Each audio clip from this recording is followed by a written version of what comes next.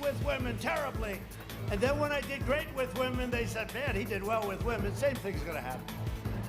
Welcome back to Upfront. White suburban women helped put President Trump in office, but this year he's struggling to hang on to those voters. A high-profile contest in Milwaukee's suburbs is a battle for those voters. I went to the 14th Assembly District to meet the candidates and hear what issues are important to women who call the suburbs home.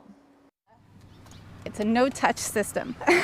Incumbent Democrat Robin Vining. I don't want my volunteers to have to touch doorknobs, and I don't want people to come home with us having put any germs on their doorknobs. And political newcomer. A fresh perspective. I think that can be very valuable. Republican Bonnie Lee. Whenever I knock on doors, I always bounce back at least 10 feet. Both want to represent District 14. It covers parts of Brookfield, Milwaukee, and Wauwatosa. The last time I knocked this door at the last election, their #1 priority was public education. Hillary Clinton narrowly won here in 2016. Robin Vining barely flipped the district in 2018. I didn't beat the gerrymandering. We beat the gerrymandering. Candidates don't beat gerrymandering. Communities do. We are politically diverse in this district. I would call it a swing district for sure. Both parties want this seat badly. Why do you think that is? Well, I'm the only Democrat to beat the Speaker. So this is the first time that Speaker Vos has lost a seat.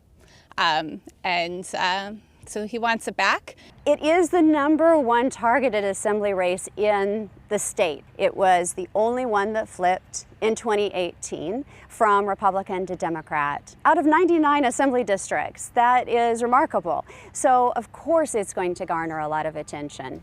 It's not just state lawmakers vying for votes here. President Trump also wants attention from women who call suburbs like this home. Suburban women, will you please like me? Remember? Please. We've got the issue of a president who says things in ways that a lot of people don't love and resonate with. So that is a reality. I do hear that.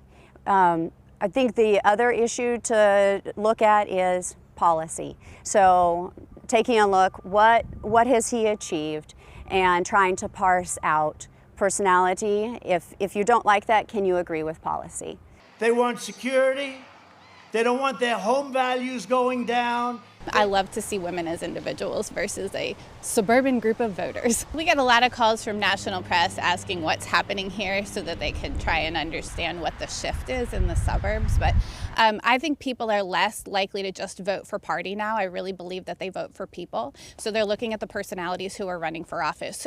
Who can they trust? It's not just who do I want to have a beer with now. It's also who can I trust? Who can I trust to fight for me like they're fighting for their own family? And I think moms look at it that way.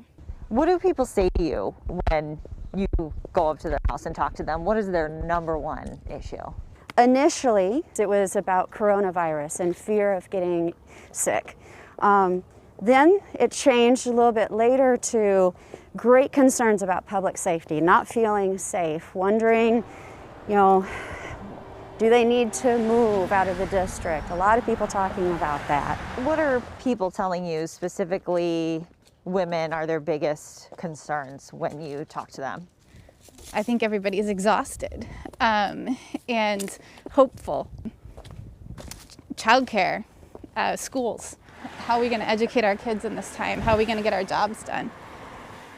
Republicans are watching some of their suburban seats anxiously, and we're talking about the state of play right now with our editorial partner, J.R. Ross, editor of WisPolitics.com. J.R., it's always good to see you and have you here on Upfront. So how much difficulty do you think the president has with suburban voters in Wisconsin right now?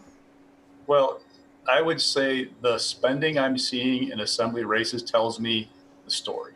So it's one thing to see these polls. I mean, these polls are showing that President Trump is not doing great with suburbanites, especially suburban women. He is trailing in Wisconsin. So that tells one story. But we're also tracking the spending in assembly races, especially on TV. And I am seeing the Republican money move into suburban Milwaukee in ways that weren't anticipated just a few weeks ago. I mean, just to give an example, Dan Knoll of Germantown, he's been in the office for like a decade or so.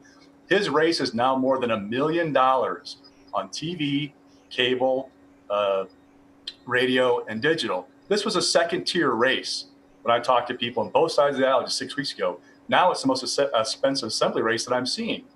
That tells me something. It tells me about the struggles because it's all driven by the top of the ticket right now with the president. What races are in play, do you think? Well, all 6 suburban Milwaukee seats are contested in the assembly. Those are in play.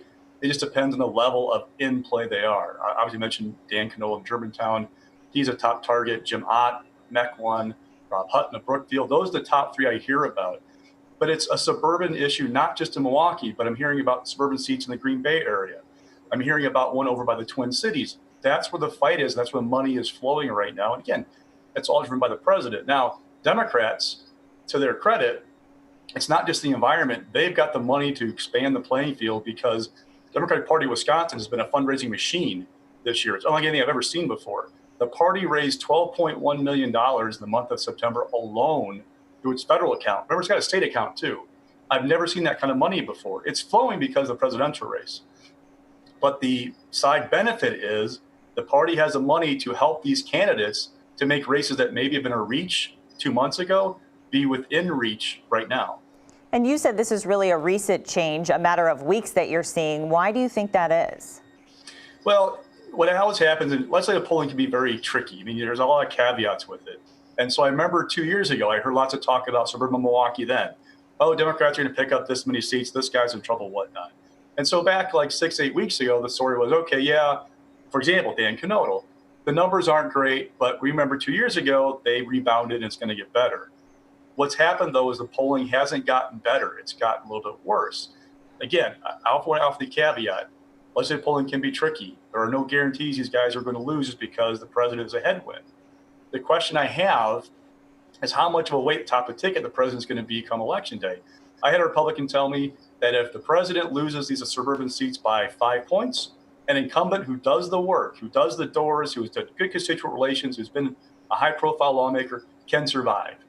But once it gets beyond 5 points at the top of the ticket, that's when it gets trickier. And what I don't know is like how things will play out. Will things change in the final week of the race? What those kind of factors. So there's an opportunity for Democrats. There's no guarantee. Likewise, look at the state Senate. For Democrats, the best pickup option right now is Alberta Darling of River Hills. She's been a long-time incumbent. That seat was considered really second tier a couple months ago, but now it looks like it's there. I don't know. I'm not saying she's going to lose. It looks competitive. And 2 months ago, that was not expected to be a top tier, like focus race. We were talking about the seats that were in play in Wisconsin. Well, things are changing quickly. J.R. Ross, thank you. We appreciate your time. Anytime.